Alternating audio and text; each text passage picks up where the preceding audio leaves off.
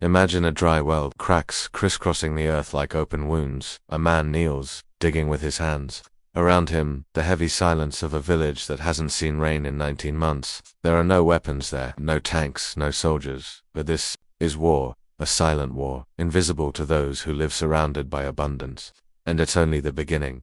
As you watch this video, more than 2 billion people are living in water-scarce regions. Not in 50 years. Now, and in some of these regions, tensions have already escalated beyond what the news reports. Sudan, Ethiopia, India, Israel, China. The world is becoming a sport, where what's at stake isn't just territory or ideology, it's survival. And in this game, the enemy is anyone who stands between you and what you need to survive. But the question no one wants to ask is this: what happens when the water runs out? When the oil disappears? When food becomes so expensive that it becomes a currency of war? When the rare minerals that power electric cars and cell phones become more valuable than human lives? Have you ever stopped to think why there are so many armed conflicts precisely where the largest deposits of lithium, cobalt, or oil exist? This is no coincidence, it's strategy. It's history repeating itself with a new twist. Now, instead of cavalry, we have drones. Instead of peace treaties, we have mining contracts. And the race is on. With each decade, conflicts become less about ideas and more about inputs: water, food, metals, energy. The world is arming itself not just with bombs, but with secret agreements, economic sanctions, and narrative manipulation. Those who control resources control the future. Those who don't, bleed. And you might be asking yourself, but what does this have to do with me? Everything, because the cell phone you use, the car you drive, the clothes you wear, the food on your plate, all of this depends on a supply chain that's already at war. A war that hasn't yet reached your street, but is getting closer and closer to your door. The truth is, no one is safe when the entire world fights for what the planet can no longer offer to everyone. The wars of the future will not be over flags. They will be over liters, grams, and hectares. They will be over access, over the chance to continue existing. The first shots in this race were fired not with gunpowder, but with ships laden with spices and metals. European empires crossed oceans, planted flags on foreign lands, and drained resources as if they were infinite. Centuries later, the pattern only changed uniformly. At the beginning of the 20th century, oil turned to black blood, and whoever controlled its wells dictated the planet's rhythm. In 1956, the Suez Canal stopped flowing, and the world trembled. In 1973, OPEC turned off the tap, and the West discovered that dependence has a price. It wasn't ideology that lit these fuses. It was coordinated scarcity, calculated control. The promises of progress always hid the trail of those who paid with sweat, territory, and sovereignty, who profited, who pretended not to see, and who still cleans up the mud left by these decisions. Water, the most basic of resources, has become an invisible border. India and Pakistan dispute the Indus Valley as if holding their own pulse. Egypt, Ethiopia, and Sudan face off over the Blue Nile, measuring dams as if they were missiles. Turkey, Syria, and Iraq feel the weight of every drop diverted from the Tigris and Euphrates. Maps don't show it, but each dam built writes a paragraph in the manual of future wars. When one government decides to dam, another fears drought. When one nation irrigates its wheat, another sees its crop fail. These aren't rumors, they're documents, broken treaties, agreements held hostage by political agendas. And all of this boils over as the population grows and the climate changes, as if the planet has decided to test our patience, or our madness. Deep underground in the Congo, boys descend into makeshift holes to extract cobalt that powers electric car and cell phone batteries. In the lithium triangle, Bolivia, Chile, and Argentina, salt flats gleam like snow in the sun, holding the promise of wealth and the specter of exploitation. Meanwhile, China concentrates the refining of rare earths and dictates who manufactures, who waits, who kneels. The vocabulary of war has changed. We no longer speak of colonies, but of joint ventures, strategic partnerships, and supply chains. But behind these terms there are still bodies, isolated regions, and languages that have no voice at the top. Have you ever noticed how local conflicts often arise where the world searches for the next technological gold? Recent history is full of coups d'etat that reek of oil and mining. In 1953, Iran tried to nationalize its black gold, and suddenly Mossadegh fell. Coincidence? In Angola, diamonds financed a decades-long civil war, while foreign companies broke profit records. In Latin America, gas, copper, and niobium reserves attracted interests that never make the headlines. Those who finance, arm and disarm governments do so not out of ideology, but for guarantees of access, of routes, of price. The question, then, begins to become uncomfortable. How much is a democracy worth when there's lithium under the ground? How much is sovereignty worth when the dam above decides to close the valve? The pipeline war also has its scars. The Baku-Tbilisi-Seyhan pipeline reshaped alliances in the Caucasus. The Nord Stream, sabotaged at the bottom of the sea, became a symbol of how energy can be a silent weapon. Russian gas kept Europe warm and vulnerable at the same time. Every buried pipe carries promises and threats. Whoever controls the valve controls the winter for millions. And when a pipeline explodes, it's not just twisted metal that's lost its economies, markets, jobs, futures, the energy that reaches your outlet has been through struggles no one tells you about, because it's easier to sell sustainability than to explain the toxic sludge behind the solar panel now. Looking back, the picture becomes less hazy. It wasn't bad luck, it wasn't fate. It was a logical sequence of decisions, overlooked on the surface and shouted from underground. When you piece this puzzle together, you see the face of something bigger than governments and flags. The human hunger for limited resources and the willingness to sacrifice whatever it takes to obtain them. None of this is over. These roots are still deep, nourishing the present and shaping what could explode tomorrow. If the past was written with oil, water, and minerals, what is the next chapter and who will hold it in their hands when it catches fire? Now, not tomorrow, right now, as you breathe. More than 2 billion people live underwater. Stress it's not an apocalyptic projection, it's an official statistic. Water has become the key to survival, and those without it improvise, migrate, and rebel. Countries build dams like walls, trying to control rivers that cross borders and histories. The paradox is brutal. In the technological age, we still fight for what has always been basic. And when the basics fail, order also fails. What happens when the tap becomes a weapon, when thirst becomes blackmail, when diplomacy dries up along with the riverbed? We are seeing this response move from the drawing board to the fields, streets, and borders. The ocean, which always seemed infinite, has become a corridor of fear. In the Red Sea, ships divert routes, insurance companies double prices, sailors pray. Houthi attacks have turned cargo ships into targets, and governments send relief ships on missions that resemble war rescues. Each sinking vessel carries more than tons of goods. It signals that global trade is vulnerable, that a missile in a strait can make your bread, your fuel, your medicine more expensive.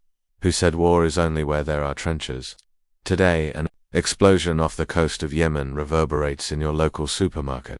The other bottleneck is on land, but it depends on water. The Panama Canal. In 2023, drought reduced the level of the lakes that feed the locks, paralyzing ships, lines, and contracts. El Niño ceased to be a distant climate phenomenon and became a direct economic factor. Less water, fewer passengers, more delays, higher costs. And when such a bottleneck becomes blocked, companies recalculate routes, consumers feel the pinch, and entire countries revise their strategies. Climate, infrastructure, and trade have become a tense equation. If there's no rain on one isthmus, problems arise across the entire planet. In the countryside, war eats the bread before you see the flour. The Russian invasion of Ukraine blockaded ports, blocked grain supplies, sent wheat prices soaring, and triggered famine warnings on distant continents. With every missile launched into the Black Sea, bags of rice and wheat became more expensive. In Africa, the Middle East, and Latin America, politicians discuss food security in their living rooms. Mothers count coins at the market. This is what no one shows: the direct link between tanks in the steppe and the empty pantry of those who have never picked up a weapon. War doesn't need to cross the border to reach your table. Meanwhile, the green transition treads on red soil. In the Congo, reports describe inhumane working hours, forced labor, and children in cobalt mines. This cobalt is in your cell phone, in the battery of the electric car you admire. No one tells you this in the commercial. The cruel logic persists. Cheap lives sustaining expensive technologies. The supply chain is a serpent hiding its head. You only see the shiny tip, not the venom oozing from the base. An uncomfortable question: is it worth saving the planet by sacrificing invisible people? Or are we just changing the blood type that powers the machines? And at the heart of this dispute China holds the key to a technological treasure chest. The refining of rare earths, almost every magnet that makes turbines spin and missiles navigate depends on processes Beijing dominates. Meanwhile, the West chases after it, injecting billions, and trying to create alternative supply chains. But the playing field is uneven. Decades of state investment, tight margins, and financial control have made the Chinese monopoly a difficult wall to scale. Prices rise, markets tremble, governments arm themselves with subsidies and strategic reserves. If the next sanction cuts off the flow of these elements, will we shut off the future with our own hands? Energy, the beating heart of economies, is used as a The Nord Stream case proved it. A sabotaged pipeline reshapes political maps, creates dependencies, and enriches new suppliers. Europe swapped Russian gas for American LNG, and this shift wasn't neutral, it was costly, shifted alliances, and generated astronomical profits. A closed valve in the Baltic became a signed contract in the Gulf of Mexico, and tomorrow, who can guarantee that another accident won't rewrite the global equation again? When energy becomes a weapon, every winter can be a hostage. Project the timeline to 2050. 3 out of 4 people could feel the impact of drought firsthand, while up to 216 million will be forced to migrate within their own countries because of the climate. This silent mass will not carry flags, but empty bottles. Each step a question: where is the water? Where is the food? Where is the energy? Fragile governments crumble when hunger strikes. Cities become battlefields when tanker trucks become targets. If current scarcity already puts pressure on institutions, imagine what happens when it doubles, when global warming accelerates and rivers become lines of fire. Will we wait for the first climate refugee war to act, or will we watch it all unfold? Again, feigning surprise. The numbers don't lie. The OECD projects that global raw material extraction will nearly double by 2060, driven by a race for critical metals, sand, water, and energy. The answer: laws and strategic plans emerge as shields. The European Union launches the Critical Raw Materials Act to avoid relying on a single country for more than 65% of its essential inputs. In the US, the DPA and the CHIPS Act reinforce internal supply chains, seeking autonomy in semiconductors and rare earth magnets. But each solution creates a new dispute. Who is left out of this network? Who pays the environmental bill? Who accepts having their territory drilled, their mountains crushed, their rivers diverted in the name of global security? When there's no more room to dig on dry land, everyone's eyes turn to the seabed. The International Seabed Authority is hastily negotiating rules for deep-sea mining, while the chorus of calls for a moratorium grows. Lockheed Martin is renewing old licenses. Business people talk about mineral independence. Environmentalists are talking about the collapse of ecosystems we don't even know about. 2025 could be the decisive year for authorizing the use of dredges at 4,000 meters of depth, where creatures that seem to have come from another planet Levant may never return. Will we extract metals from the ocean floor to fuel the next technological revolution, or will we hit the brakes before the rush becomes irreversible? To the north, the ice melts, creating new routes and ambitions. Russia invests in nuclear icebreakers and military bases. China and the United States explore logistical and scientific possibilities that conceal the word resources. Oil, gas, fishing, minerals. Everything becomes more accessible as the Arctic ceases to be a wall and becomes a passageway. If the melting ice opens trade corridors, it also opens up avenues for conflict, espionage, and military presence. How can we prevent this frozen geopolitics from thawing into direct confrontations?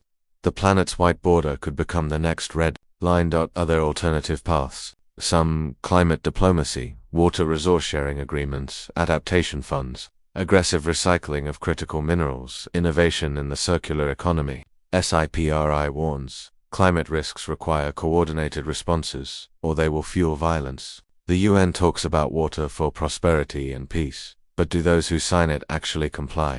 Without transparency and inclusion, treaties become nothing more than mere rhetoric. If cooperation doesn't transcend rhetoric, the planet will become a chessboard where each piece defends its own well. Its own grain, and peace will become a luxury for those who still have a supply. So choose the final scene of this section: a laboratory testing cheap desalination, or an armed convoy escorting water trucks. A city reusing 90% of its electronic waste, or a dead river, surrounded by fences and drones.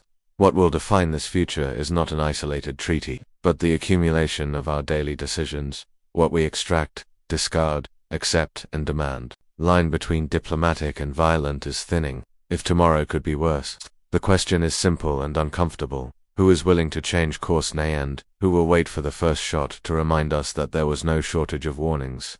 If everything you've seen so far seems distant, remember, there's no wall high enough to hold back a world collapsing resources. History has left its mark on every border, every dam, every well drilled to the last drop. The planet doesn't negotiate with promises. It exacts its toll in droughts, floods, and extreme weather. What they call a crisis is actually the consequence of centuries of choices swept under the rug. Now, the rug has been swept away, and the question that remains, burning like a forgotten ember, is simple and brutal. Are we repeating the same mistakes with prettier names? Or have we finally understood that you can't win a war waged against your own home? Look around. How many things in your room depend on foreign water, minerals extracted by invisible hands, energy generated in territories you've never set foot in? How many of these pieces sustain a system that shamelessly fuels the next dispute? There's an invisible thread connecting daily comfort to the precariousness of someone on the other side of the map. It's not individual fault, it's a systemic network. But networks can be mended, redirected. Is it too late? Or are we at the last minute where what if can still become now? There's choice as long as there's breathing room, but the window shrinks who will cross. The war machine for resources doesn't move alone. It needs silence, apathy, people who think it has nothing to do with me. It needs politicians who talk well and act little. It needs companies that fabricate reports to sell sustainability in green packaging. It needs consumers who accept without question. If attention is the currency of the digital age, then conscious observation is a political act.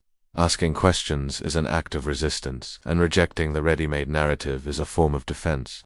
How many videos like this do you need to see to turn unrest into movement? You might expect ready-made solutions, do this, do that, but the world didn't change because someone memorized a manual. It changed when people questioned what seemed untouchable, when communities decided to share water, protect forests, and hold those who profit from destruction accountable, when scientists insisted that recycling is cheaper than digging up the seabed, when leaders understood that security isn't just about the army, it's about food, the climate, and dignity.